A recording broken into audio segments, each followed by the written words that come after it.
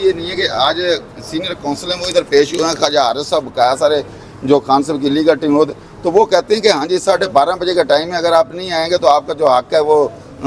आपका हक दिफा वो ख़त्म कर दिया जाएगा। अगर खान साहब नायाब हो जाते हैं, वुकला का क्या लाहे अमल है, क्या कर पाएंगे?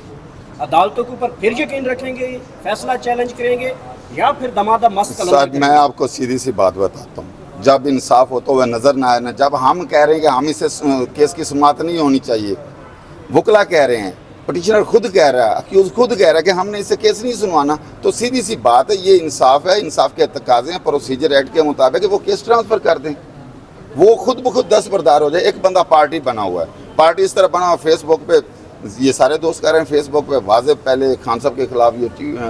पिक्चरें करते रहे हैं अपलोड। अब ये कहना, और दूसरी तरह से देखें ना कि हर रोज़ की समात, हर रोज़ की समात में होता क्या है। अब खान का डिफेंस की बारी आई है, डिफेंस में 342 की जो स्टेटमेंट होती है वो अक्यूज़ ने अपना डिफेंस देना होता है, अक्यूज़ को एक दिन का नहीं टाइम दे रहे, उसने शहादत इकट्ठी करनी है उसके खिलाफ। तोशाखाना का जैसे रिकॉर्ड है वो सारा हाई कोर्ट में पेश हुआ, वो उसमें एविडेंस सारी इकट्ठी होने, गवाहान पेश करनी है। ये तो ज़बरदस्ती कर रहे हैं, ज़बरदस्ती भी कोई इंसाफ होता है, ज़बरदस्ती भी कोई काम होते हैं। ये जो कानून की सीधा सीधा कानून का मर्डर है।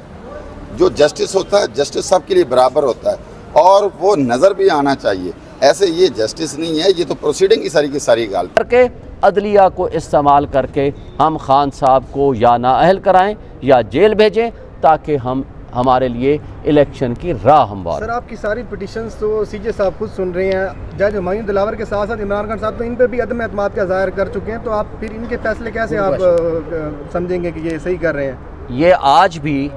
उनके ख़िलाफ़ एक एप्लीकेशन ऑलरेडी फील्ड में मौजूद है कि आप इन केसेस को ना सुनें,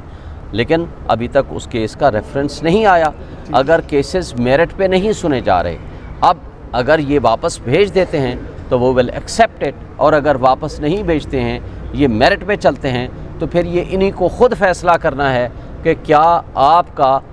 इनके भी आमिर फ़ारूक साहब के बारे में 2-3 चीज़ें हैं। देखें, टेरियान वाला केस 2 जज साहिबान ने आर्गूमेंट्स सुनने के बाद फ़ैसला दे दिया,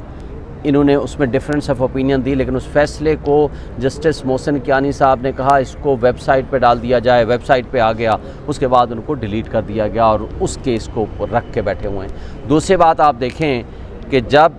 सुप्रीम कोर्ट ने, जब हाई कोर्ट में एक शख्स अपने बेल बिफोर अरेस्ट के लिए अगर आया हुआ हो और उसमें प्रोसेस ऑफ थंब इम्प्रेशन में मौजूद हो, अदलिया को तशद्दुद का अदलिया के अमले को तशद्दुद का निशाना बनाया गया, वकीलों को तशद्दुद का निशाना बनाया गया, खान साहब को तशद्दुद का निशाना बनाया गया, उनको अगवा करके रेंजर्स ले गए हैं, तो आज तक क्या उनके ख़िलाफ़ एक्शन हुआ? और इन्होंने कह दिया कि नहीं, वो जो उनकी गिरफ़्तारी थी वो कानूनी थी,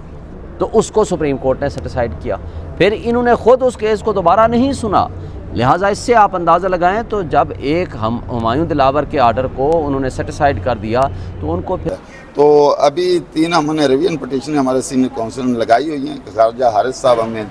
लीड कर रहे हैं, बैरिस्टर गौर साहब लीड कर रहे हैं, तो उसमें एक में आर्गूमेंट हो चुके हैं, 2 में 3:30 बजे होने हैं, 12:30 बजे को उधर टाइम है, तो इंशाल्लाह ताला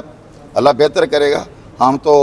एक नज़र इन जुडिशरी पे भी है, और इंशाल्लाह ताला खान साहब ने भी रूल ऑफ लॉ के लिए हमेशा इज़्ज़त की हमें भी डायरेक्शन दी है कि जैसे अता तारड़ साहब आते हैं तो हमें डायरेक्शन है कि हमने किसी तरह की कोई बदतमीज़ी नहीं करनी, रूल ऑफ लॉ के मुताबिक रहना है, अदलिया की इज़्ज़त करनी है, और इंशाल्लाह ताला हम उम्मीद करते हैं कि अल्लाह ताला बेहतर करेगा, जो भी फैसला आएगा बेहतर आएगा। Thank you so much.